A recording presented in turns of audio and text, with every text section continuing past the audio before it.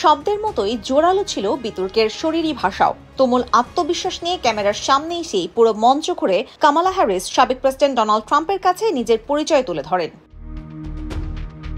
প্রথম মুখোমুখি সাক্ষাতেই প্রতিদ্বন্দ্বীকে হাত মেলাতে বাধ্য করেন কামালা হ্যারিস, যা তার পূর্বসূরি সাবেক ডেমোক্রেট প্রেসিডেন্ট প্রার্থী ও বর্তমান প্রেসিডেন্ট জো বাইডেনও করেননি। ১.৫ ঘন্টার বিতর্কে উল্লেখযোগ্য অংশের মধ্যে কথার বদলে বাহ্যিক অঙ্গভঙ্গি যুদ্ধের ভাষা হয়ে ওঠার অন্যতম মুহূর্ত ছিল। বিতর্কের শুরুতে খ্যাপাটে আচরণের জন্য পরিচিত ট্রাম্প বেশ সংযতই ছিলেন, ধরে রেখেছিলেন গম্ভীর মুখ। কিন্তু কামালা হ্যারিসের আক্রমণাত্মক যুক্তির চাপে পড়ে দ্রুতই নিয়ন্ত্রণ হারান সাবেক প্রেসিডেন্ট।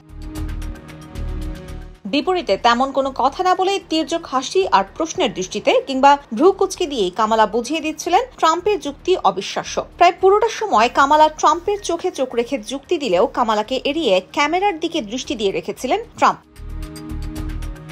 বিতর্ক জুড়ে বিভিন্ন সময় গলা উঁচু করতে দেখা গেছে ৫৯ বছর বয়সী কামালা আর ৭৮ বছর বয়সী ট্রাম্প দুজনেই দুজনের বিরুদ্ধে এনেছেন মিথ্যাচারিতার অভিযোগ। তবে বিতর্কের মধ্যেই মিথ্যা তথ্য দেওয়ার জন্য ট্রাম্পকে হাতে নাতে ধরেন উপস্থাপক। বাইডেনের আমলেই অপরাধ বেড়েছে বলে ট্রাম্প দাবি করলেও এফবিআইয়ের তথ্য বিপরীত বলে উল্লেখ করেন এবিসি সঞ্চালক। ব্যক্তিগত আক্রমণের জন্য ব্যাপক সমালোচিত ট্রাম্প কামালার ক্ষেত্রে আক্রমণ সীমিত রেখেছিলেন। কামালার নীতি নিয়ে কথা বললেও বাইডেনের প্রতি একের পর এক আক্রমণের জবাবে ট্রাম্পকে মনে করিয়ে দিতে বাধ্য হন নির্বাচনে বাইডেন প্রতিদ্বন্দ্বী নন। কালো স্যুট আর মার্কিন পতাকার নকশা সঞ্চালিত ব্যাগ পরিহিত ছিলেন ট্রাম্প কামালা দুজনই। বিতর্কের শেষে হেঁটে নেমে যাওয়ার আগে বা পরে আর হাত মেলাননি তারা। ট্রাম্প কামালা হ্যারিসের প্রথম বিতর্ককে জ্বালাময়ী বলে আখ্যা করছে পশ্চিমা গণমাধ্যম। ১০০ মিনিটের বিতর্কে ট্রাম্প যুক্তরাষ্ট্রকে পেছনে ঠেলে দেওয়ার চেষ্টা করছেন বলে অভিযোগ করেন কামালা। আর ভালো কিছু করতে চাইলে ৩.৫ বছর কেন করেননি বলে কামালাকে প্রশ্ন ছুড়ে দেন ট্রাম্প। অর্থনীতি, অভিবাসী সংকট, গর্ভপাত, রাশিয়া ইউক্রেন ও ইসরায়েল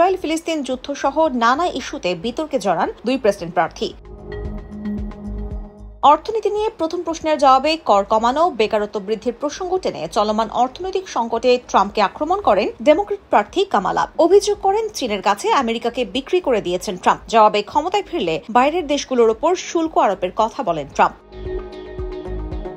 অন্যদিকে অবৈধ অভিবাসীদের কিভাবে ফেরত পাঠাবেন জানতে চাওয়া হলে কোনো সুনির্দিষ্ট পরিকল্পনা তুলে ধরতে পারেননি ট্রাম্প। অভিবাসীরা পোষা প্রাণী খেয়ে ফেলে বলেও হাস্যকর দাবি তোলেন রিপাবলিকান নেতা। বর্ণবাদ, স্বাস্থ্যসেবা, অভিবাসন, জ্বালানি, ২০২০ সালের নির্বাচন, ক্যাপিটাল হিলে ৬ জানুয়ারির দাঙ্গা ও ক্ষমতার শান্তিপূর্ণ হস্তান্তর ইস্যুতেও হয় দীর্ঘ যুক্তিতর্ক।